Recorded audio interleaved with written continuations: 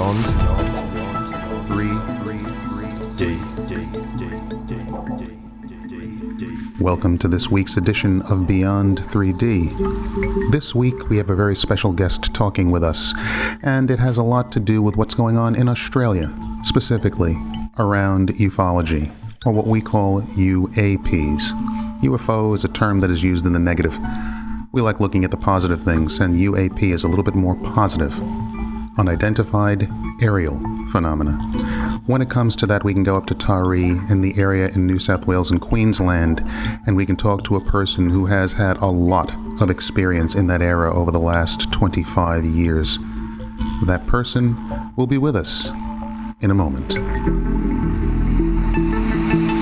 Beyond 3D. We would like to, at this point in time, welcome to Beyond 3D Damien Nott. Now, Damien is from Australian Aerial Phenomena Investigations and has been in the UFO area, I think, investigating UFOs basically, well, let's take it from what it really is, since age 9 when he had his first experience. So, Damien, welcome to Beyond 3D. Great. Thank you for having me on your show. Thank you very much. Oh, you're more than welcome. You're more than welcome. This is a subject after our own hearts here because I think all of us, when we were kids, at one point or another, had an experience that we would describe as otherworldly in a sense. I was just talking to Clint a little while ago, and he mentioned his first experience down in Vermont with his grandmother.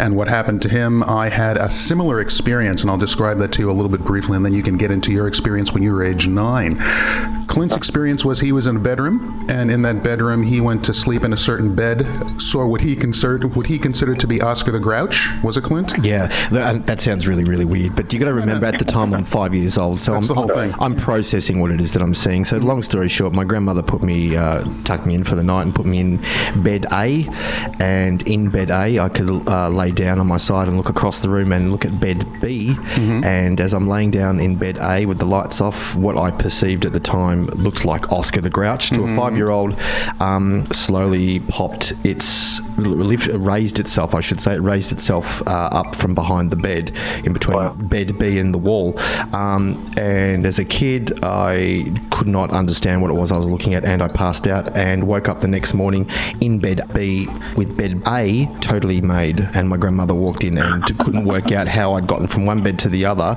and as a 5-year-old, it made the bed perfectly that I went to sleep in.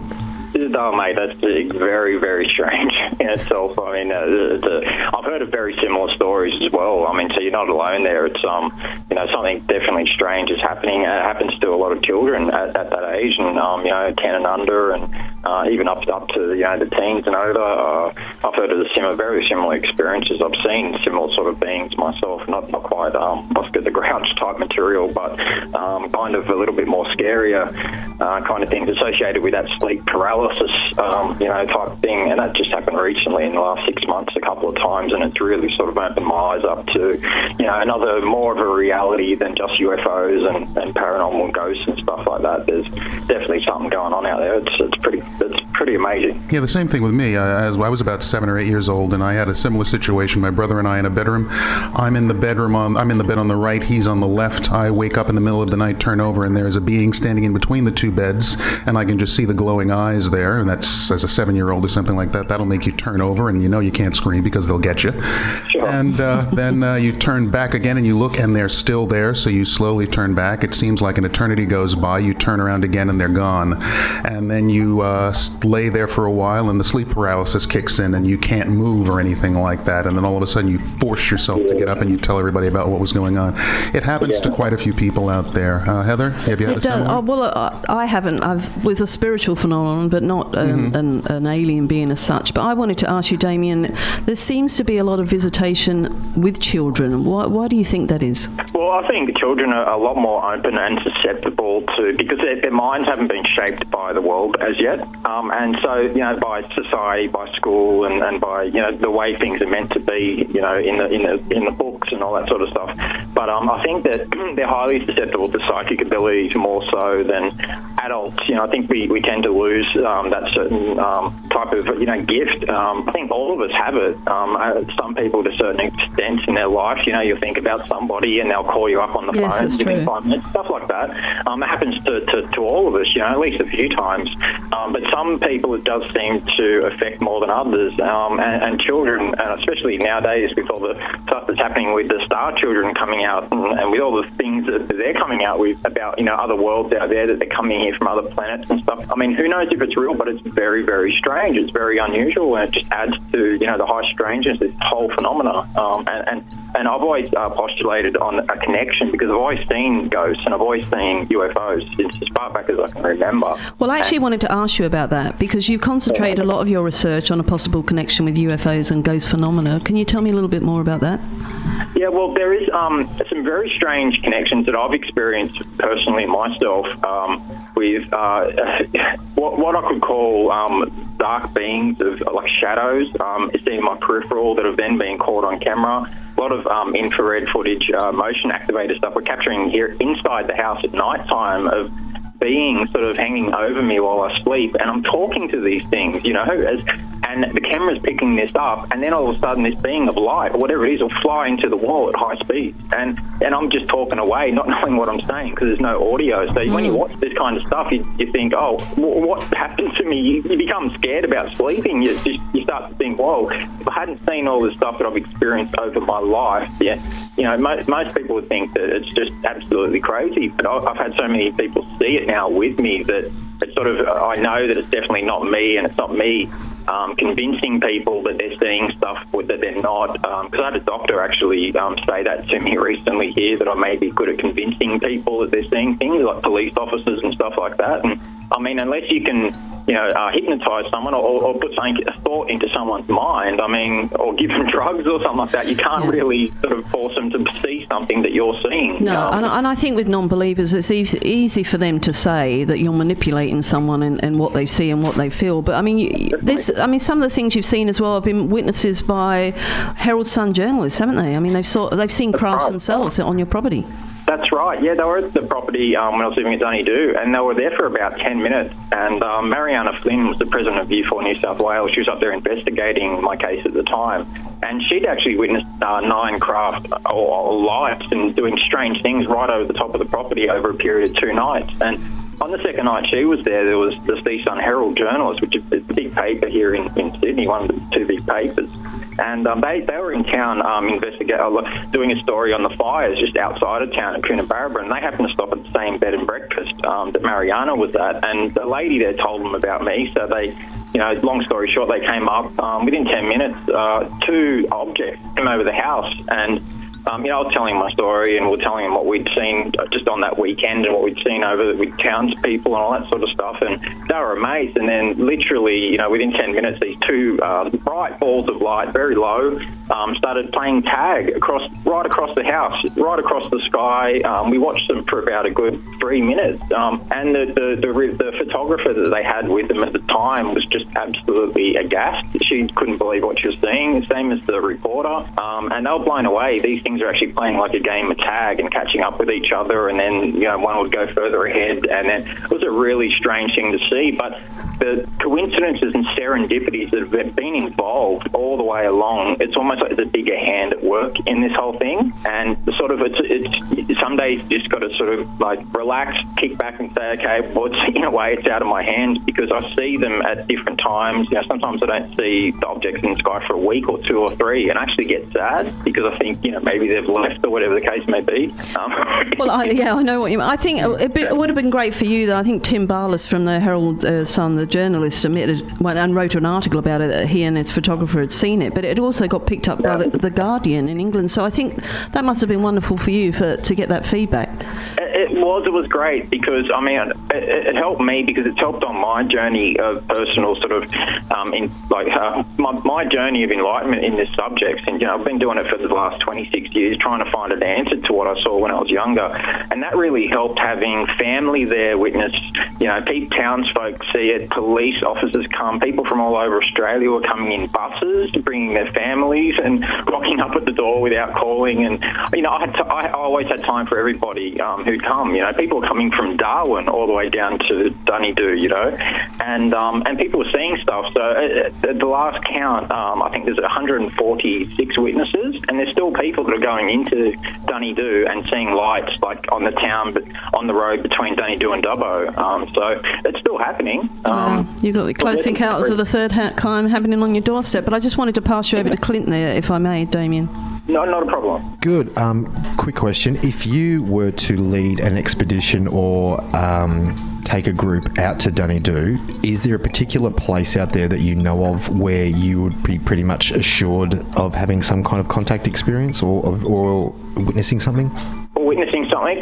Look, I can't ever guarantee a contact type of experience because, that's, quite rare.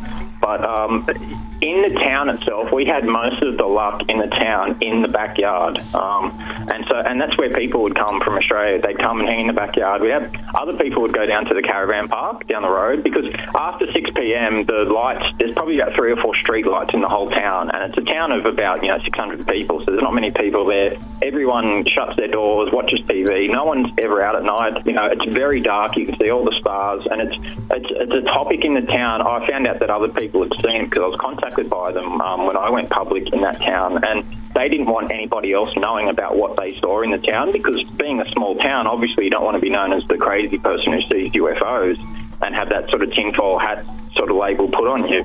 So people didn't want to tell their neighbours, so they kept it to themselves, and it just became sort of a regular thing. Same as my auntie and uncle, we had investigators come up.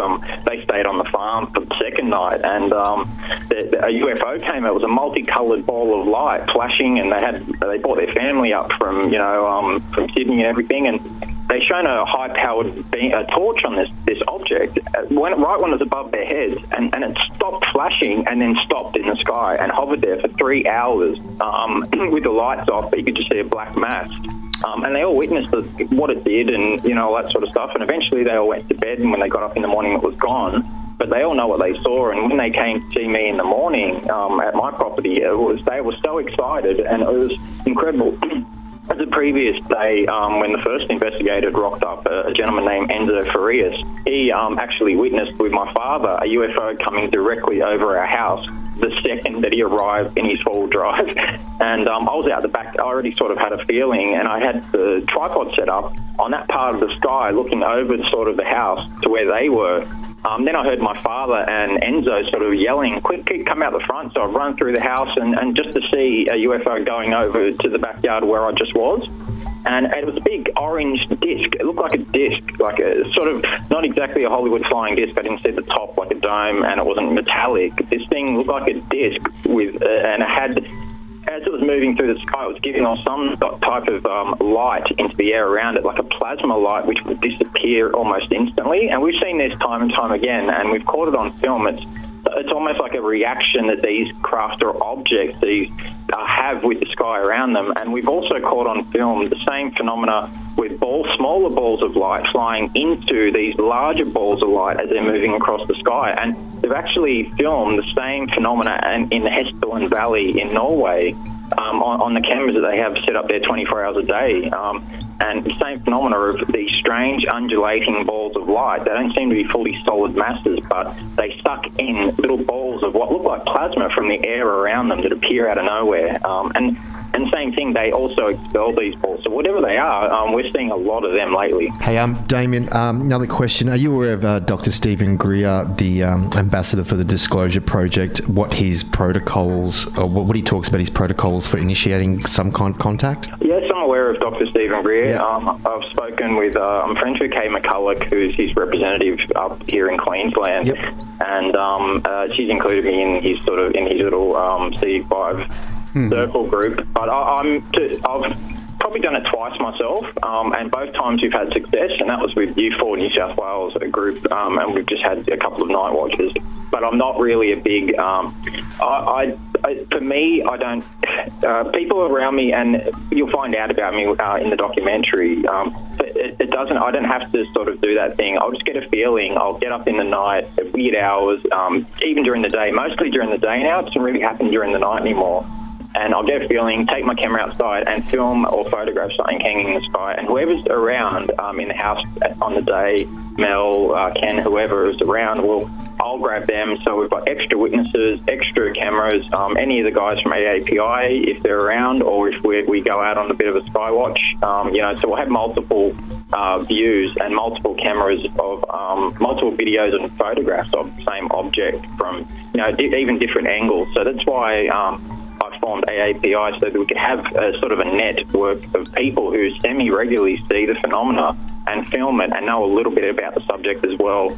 And so we can sort of triangulate sightings, let people know when there is a sighting. We can contact each other when it's up in the air, and then they can get their cameras set on from where they are, whether it might be 5 kilometres west of me here. We've got one guy, and we've got them all around the place. So it's sort of, we work as a team in that respect, and it's all going pretty good so far. We've been this year has just been full on, really full on with UFO sightings. And we're not saying they're all alien, and that's the main thing here, because there's a lot of skeptics who will just say, look, you think everything's alien, and I've never ever said that. We don't know what they are. It could be some sort of, paranatural phenomena that we don't know about that the Earth creates, or it could be something that's like a spiritual thing that's been here for ages. It's intelligent, but it's natural in some sort of way, but it's paranatural to us at the moment because we don't understand it. That leads me straight into my last question, Damien, which was, what's your gut feeling on this? Do you have a gut feeling of it being either interdimensional or interstellar, or what are you leaning towards? Well, look, I really don't think, because we're using human words and terminology to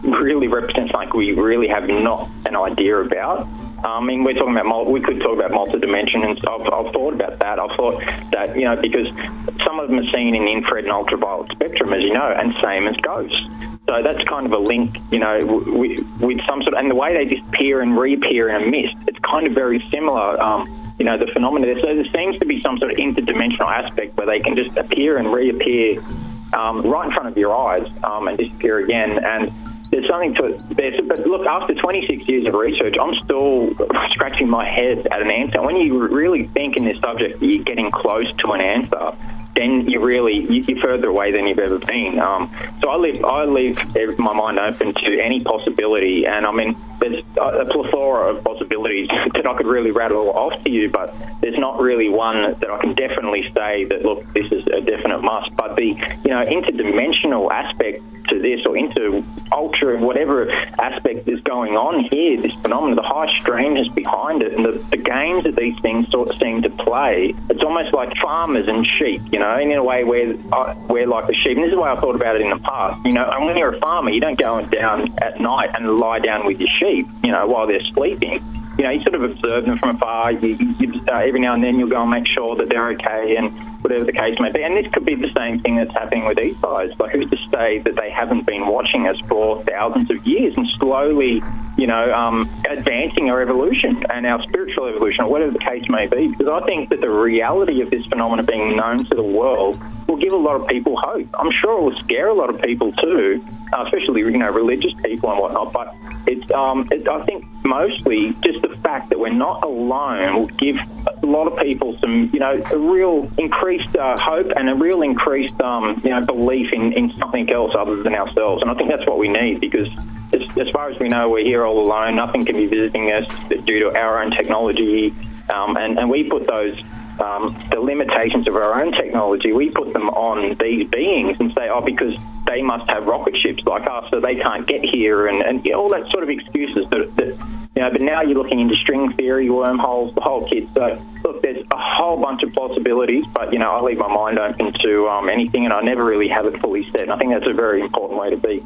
Plus, have a good sense of humour also helps. Well, yeah, totally. And I think a lot of people, and you do have to have an open mind, because I think human beings as we are, we can't possibly grasp the reality of visitation by another planet, or even another being per se. And I think a lot of people have trouble dealing with that. But in my belief, I think it's a good thing. I agree. Yes, absolutely. I agree with you, and I think that something like this will, look, the way we are at the moment towards anything that's different, if we were to see, a lot of people say, why don't they land on the White House lawn? That's just a silly kind of thing to say, because Why would you want to? Why would you want to? We're such an animalistic race. We bash each other, we murder. You just got to turn on the news every day and you see what we do to each other. That's true. There's nations at war all the time. Even though we have advanced a little bit in the last 2,000 years, we're not warring as much, by hand. We're just dropping bombs now. But still, I can see that anybody who would be watching us from a distance or even up close, whatever the case may be, they'd see that we're like this, and they'd see how we treat something that looks different to us, how we treat other races. So imagine how we'd treat a little 3-foot grey alien in Hyde Park in Sydney, Well, it's true. I always say to people that if aliens are looking down on me, they probably think my dogs are my master because I'm walking around picking up their poo, so something's not right there. So, but I think Matt's had another question for you anyway.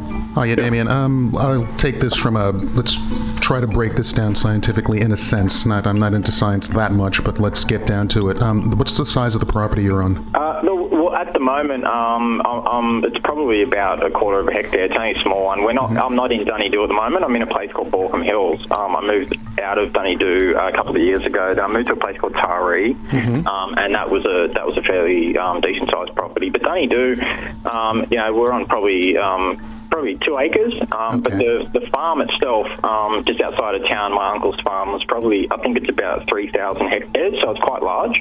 Okay, being that you have that kind of a property, that kind of an area, have you noticed that there has been a lot of activity in and around that area over the time?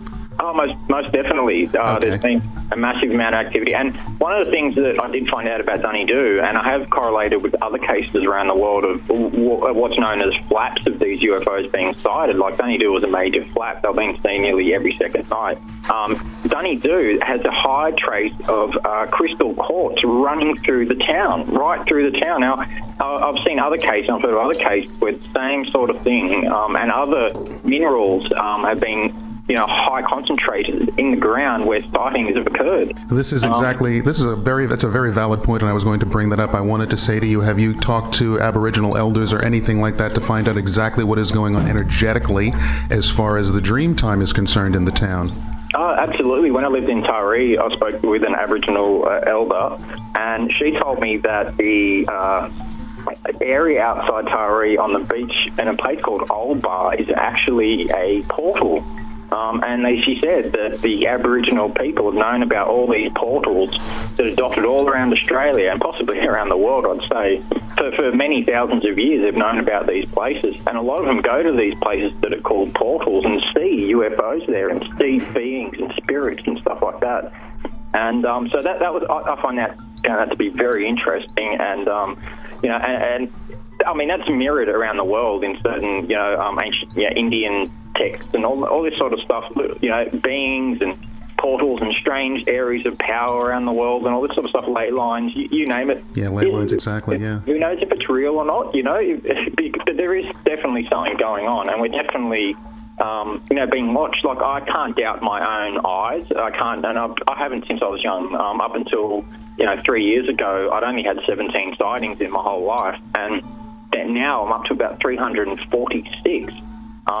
So basically in the last few years, it's really exponentially grown. Yeah, since August in 2012, when I first moved up there, the very second night, I witnessed a massive white sphere cruise over the neighbour's house behind us, behind the property. Yep. And the white sphere was half the size of the house, and it was that low, it was illuminating the roof tiles as it was moving across the house. And then it disappeared after it sort of went behind a tree. And then I was like, wow, that's crazy. And then outside of town, they have these cattle auctions once a month, and there's all these cattle there that stay there the night earlier. All of a sudden, the cattle, where this thing was headed toward, this big bright light, the cattle started going absolutely bonkers. The dogs started going crazy in the town. And this is something we'd noticed time and time again. When we'd have these things come in low, these balls of orange light, red light, blue lights, green, white, when they come in low, the dogs would absolutely go crazy. But other times, my own dog, Ruffy, he'd sort of sit there, and I'd wake up at 2 a.m, look out my window, look into the backyard. He'd be staring up at a ball of light, which is like partly illuminating the trees around him, and not making a sound, like he's frozen. And I saw him like that twice. I was really worried about him. I thought that something happened to him. He wasn't responding to me calling him or anything. And so, look, there's a real high strangeness, and it seems to be not just one type of a visitor. I don't like to use the word visitors, but whatever they are, there's more than, there's a whole bunch of variety, a plethora of them. And if you want to call it life, then call it life. I don't really know what to call it, but I know that there's something there. I mean, I've had dreams about beings. I've had dreams about being on ships. I've woken up one morning with this lump in my back, and people said it was what do they call it?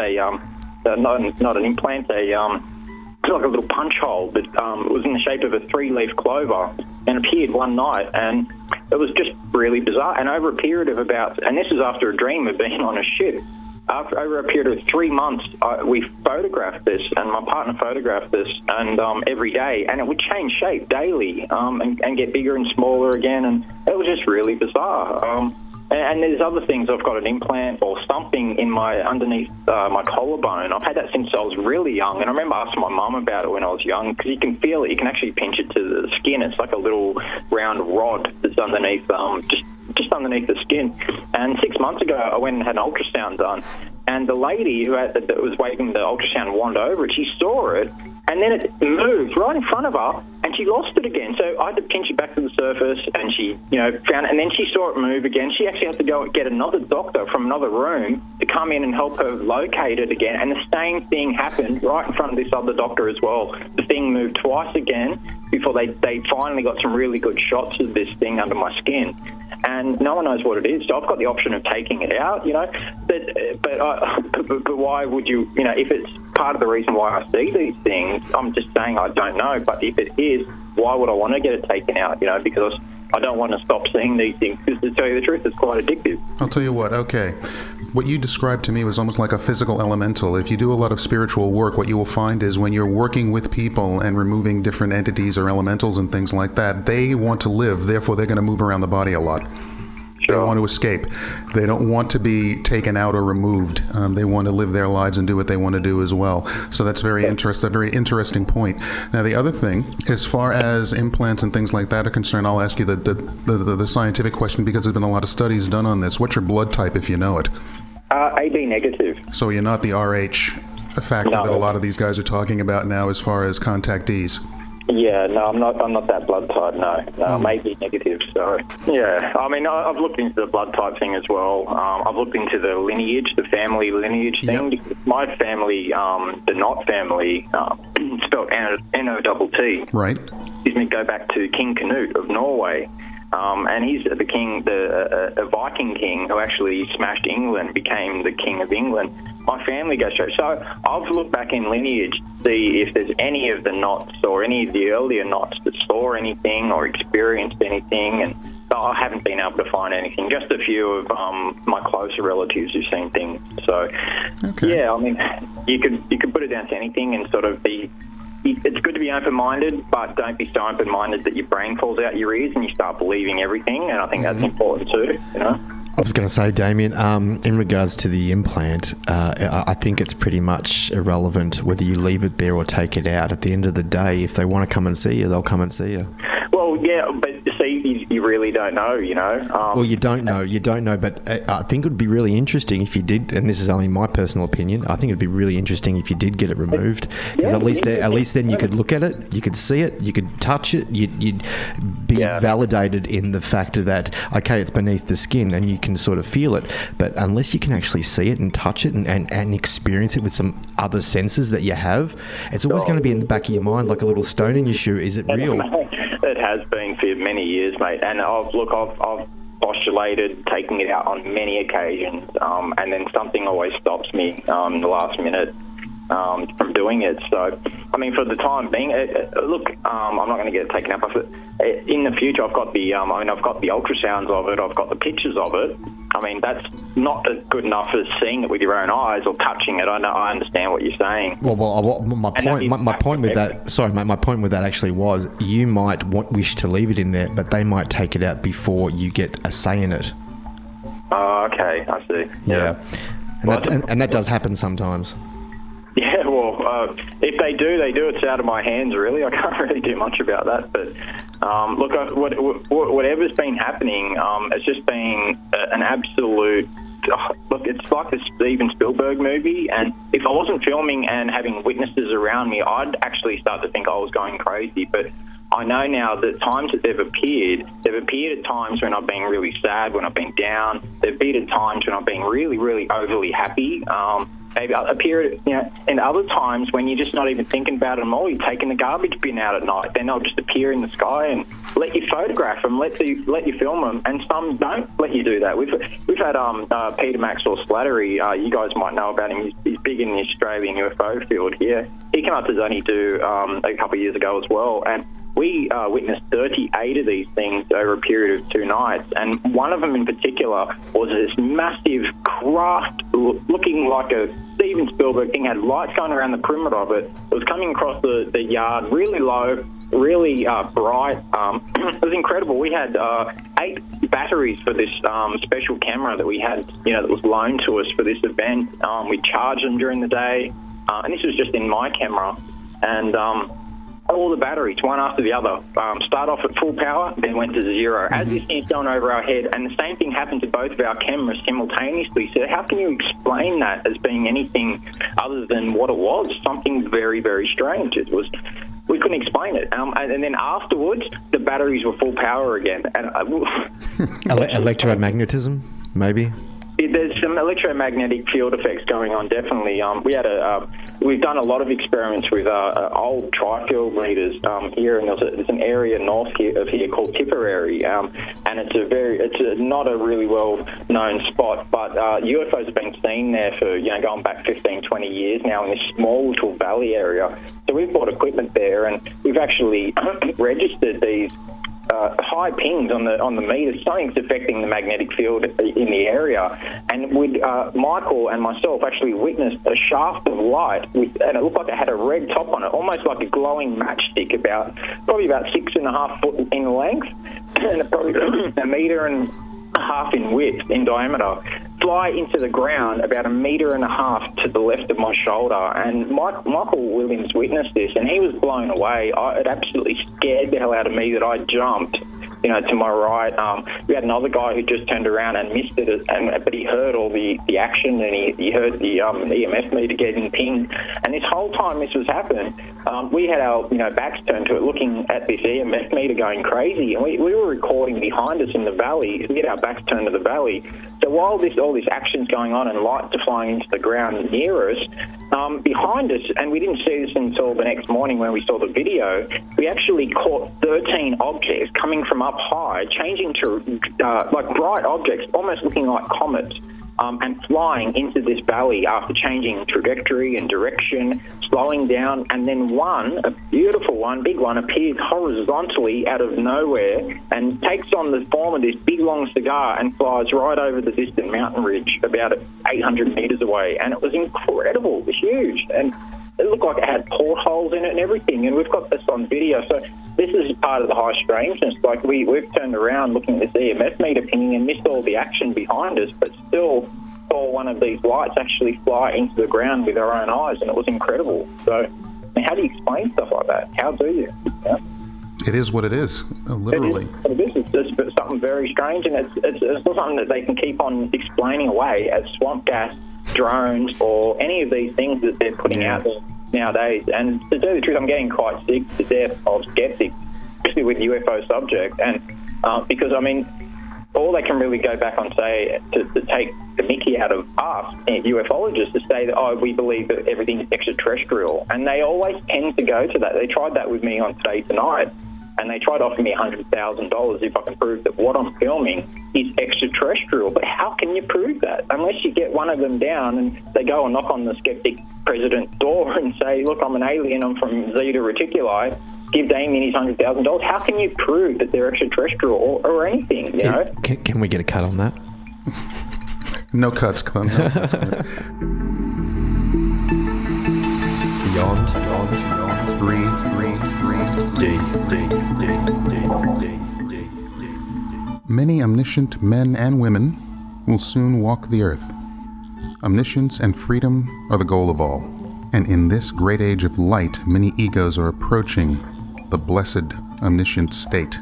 Man is gradually developing a well-balanced, symmetrical mind, and behind this, he is thinking more of his great creator and has more faith in his powers. You are a part of that great mind that creates and governs all things. There is nothing that can rob you of your birthright. The closer you come in contact with that great power, the more power you will have. Only the ignorant think they are products of chance. All nature works in accordance with certain laws.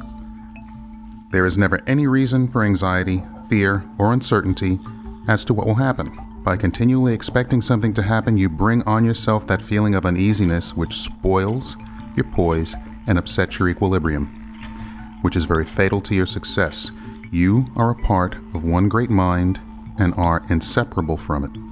The coming man of the higher civilization is going to be so ambushed with thoughts of health, joy, harmony, peace, gladness, that he will have no room for discordant moods, accidents, misfortunes, etc. The coming man will be able to make himself one great magnet for attracting only those things which will increase his prosperity and happiness. He will not be sick, because he will live in harmony with nature's laws, and he will be able to change a disease thought into a healthy one. That would be a great time to live in, and that time is coming in the future.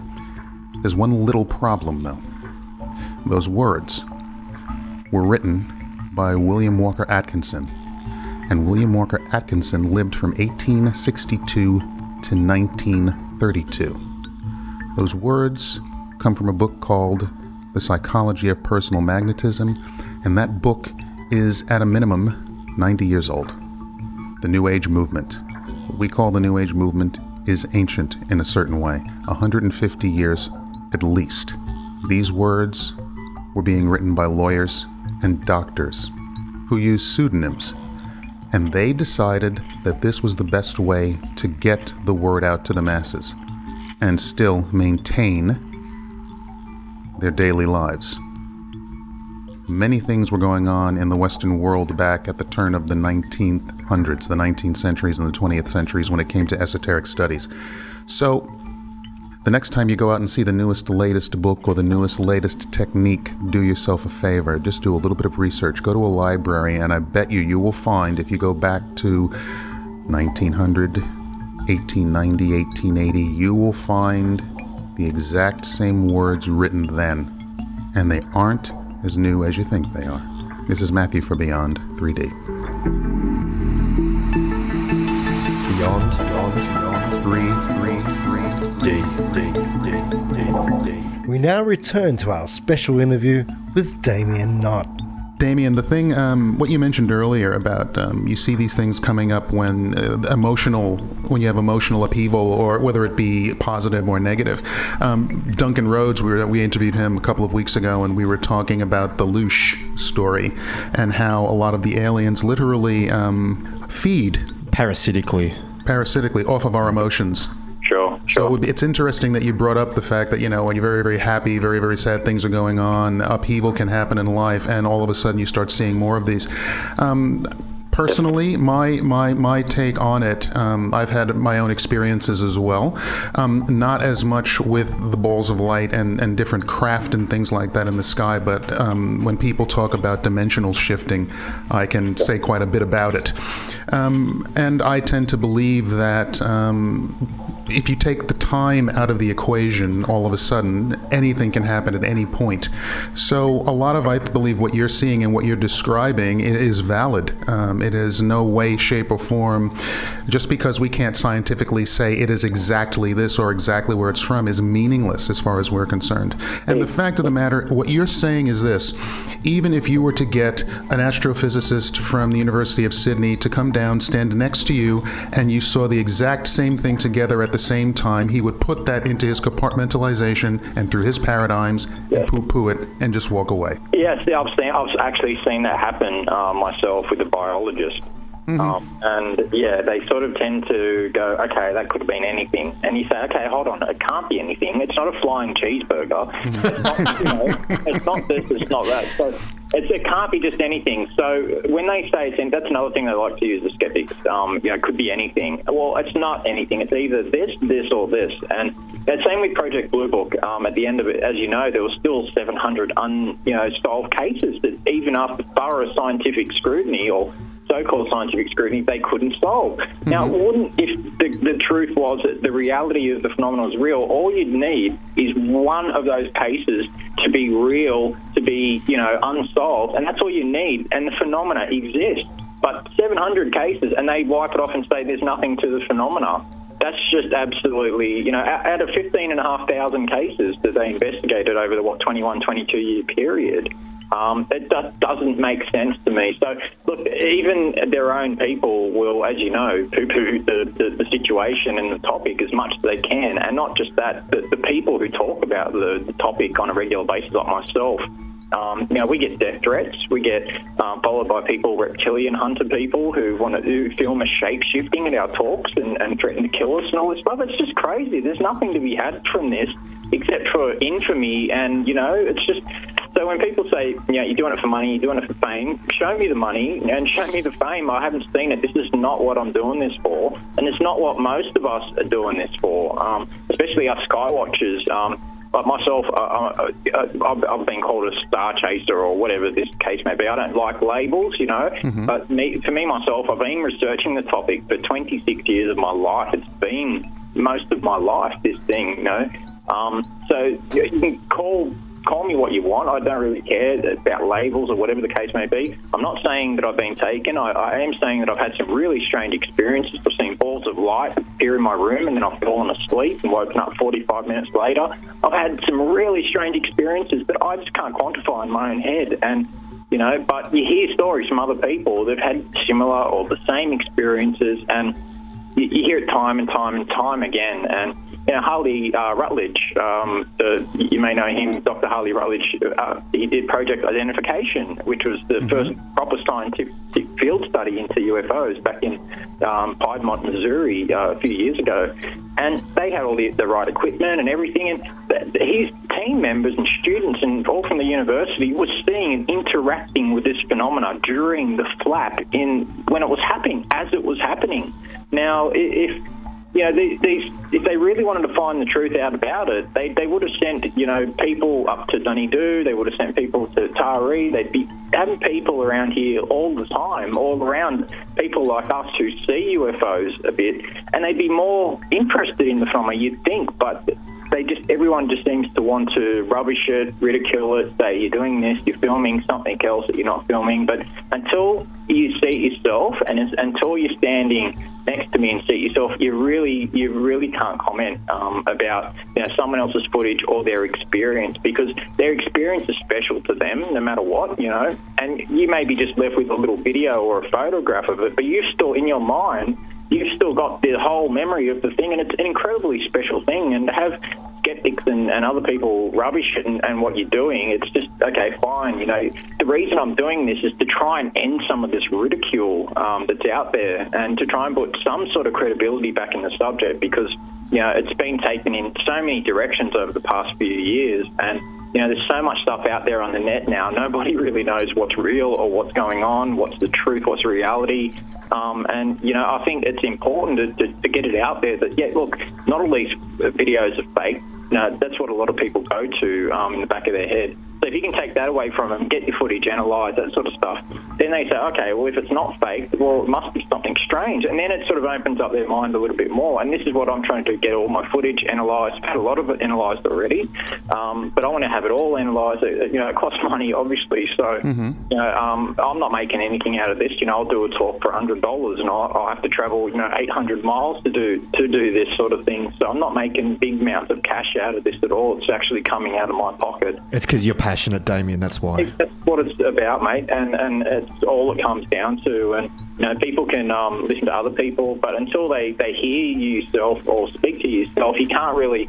You've got to look at someone in the eyes to know that they're telling the truth about something. You can tell, especially when people are lying in the UFO field about certain things and adding other people's stories onto their own and hacking little bits in here. I've seen that over the years happen many times, and unfortunately, it just brings us all down in the end, in public size especially with the UFO word association with, the tinfoil hat kind of brigade and all that sort of stuff. And, we don't have a good rap in that word and that term. UFO doesn't have a good rap. This is why I like to use the term UAP, unidentified aerial phenomena, because I believe it encapsulates the phenomena we're seeing more than just a flying object, because a lot of them are not flying. A lot of them just appear and disappear, and a lot of them appear on the ground. And a lot of them, so the phenomena is, you can't really label with the phenomena. I think that down the track we're going to know a lot more about it. I think it's going to be common knowledge, maybe 50 years' time. Who knows? It might be even taught in school. That would be incredible. But all I want is some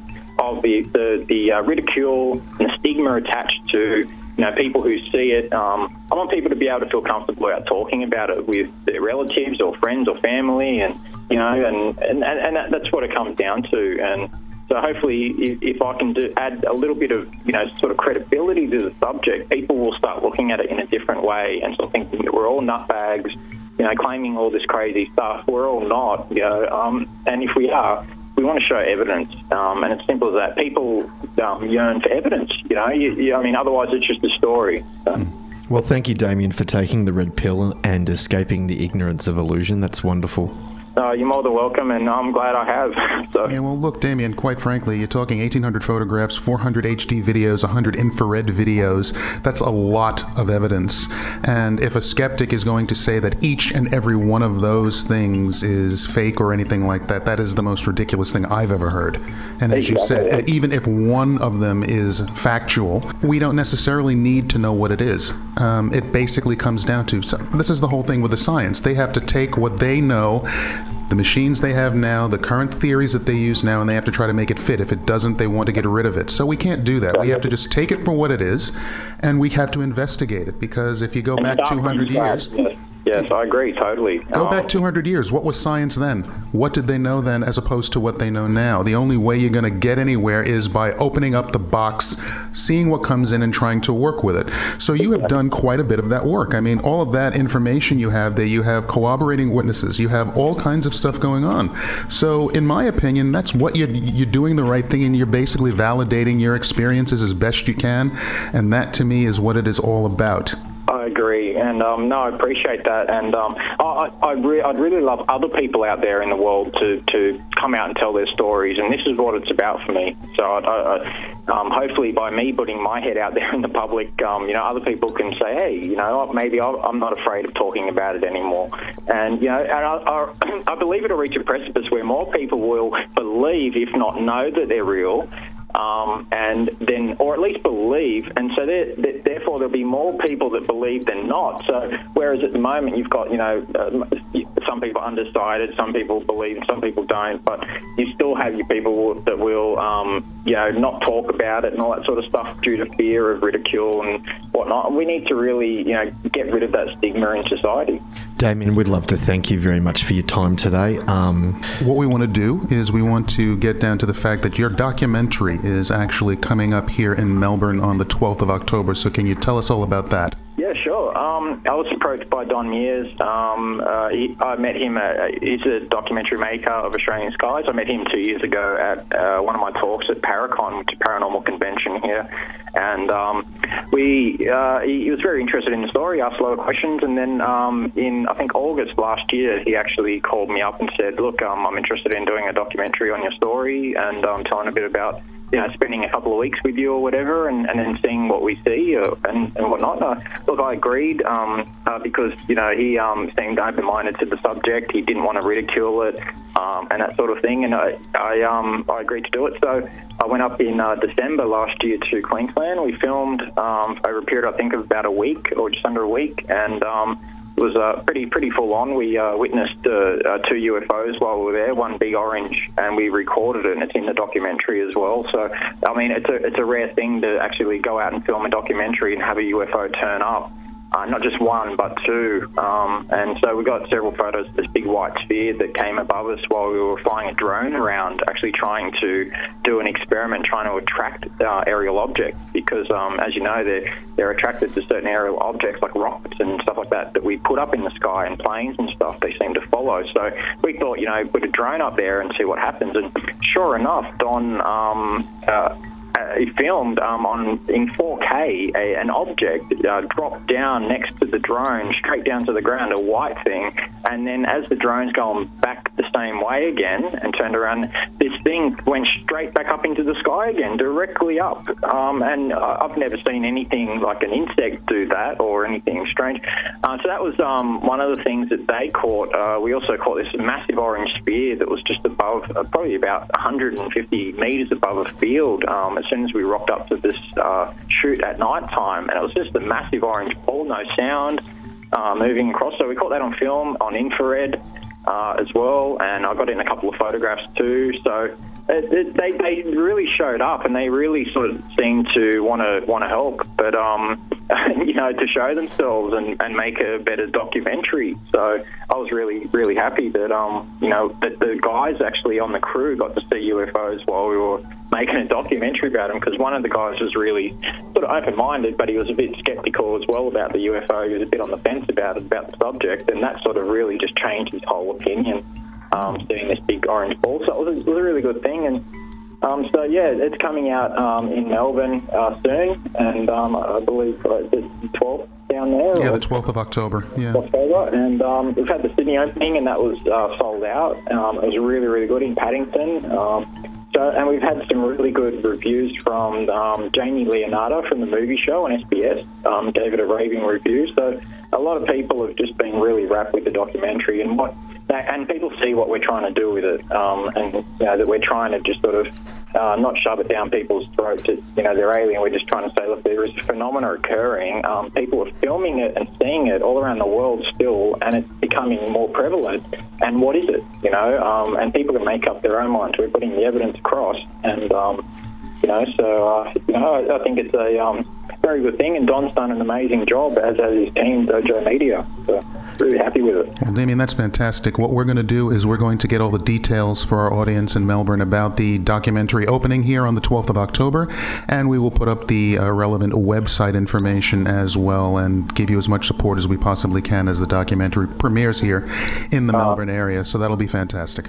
That's greatly appreciated. Thank you so much for that. And I really appreciate you having me on your show and helping me spread this truth out there. So, I mean, it's through guys like you that I'm able to get this out there, and it's quite invaluable, and I really appreciate it. So thank you. No worries, Damien. Next time you have an experience, contact us straight away, and Oh, look, honestly, quite frankly, this show is all about that. It is about just getting the information out there to people. So if we can use you as a liaison when it comes to certain things, especially in your area, that would be fantastic in the future. So all we can say to you is thank you for this time, and God bless. May everything go well for you with this documentary, and hopefully we'll get to talk to you again in the future.